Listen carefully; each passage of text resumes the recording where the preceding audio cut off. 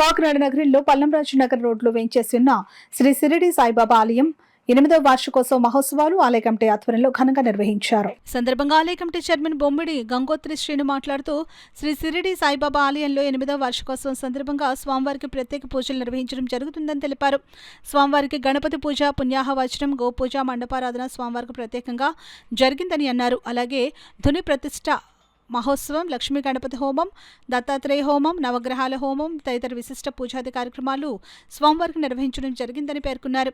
అదేవిధంగా 25వ తేదీన మహాన్నదానం చేపట్టినట్లు తెలిపారు. కాకినాడ సిటీ ఎమ్మెల్యే వనమాడి కొండబాబు సహకారంతో యువనేత వనమాడి మోహన్ పర్యవేక్షణలో ఆలయ 8వ వార్షిక మహోత్సవాలు నిర్వహించడం జరుగుతుందని అన్నారు. మహోత్సవాల నిర్వహణకు సహకరించిన ప్రతి ఒక్కరికి కృతజ్ఞతలు తెలియజేశారు.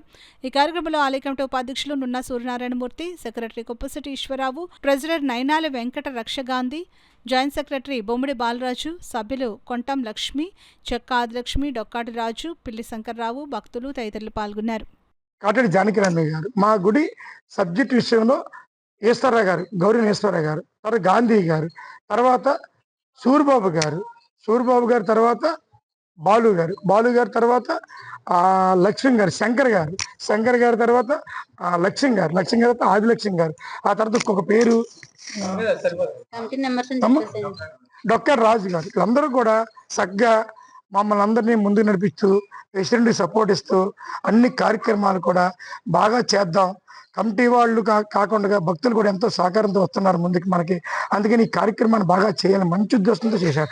అందరూ సాయి భక్తులుగా సాయి రమ్మని నామంతో, ఓం సాయి, శ్రీ సాయి, జై జయ సాయి నామంతో అందరూ పనులు చేసుకెళ్తున్నారు. ఆ సాయినాథుడికి మాకు ఎన్నో ఆశలు ఇచ్చారు మహానుభావుడు. ఎంత ఇచ్చినా మేము సాయినాథుడు రుణపడే ఉంటాం.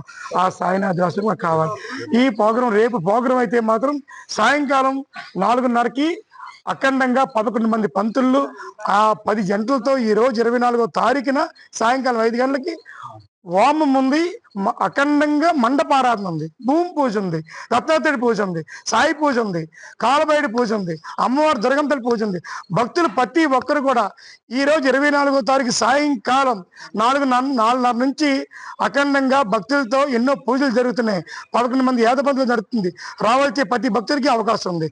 ఇదంతా మా కొండబాబు గారు, ఆ మహానుభావుడు ఎప్పటికన్నా ఈ సంవత్సరంలో లేదా వచ్చే సంవత్సరంలో మినిస్టర్ అవ్వాలి మా కోరికతో మేము పూజలు చేస్తున్నాం. ఆ కొండబాబు గారు మినిస్టర్ అవ్వాలి మా అఖండంగా ప్రతి భక్తులు కోరుకుంటున్నాం.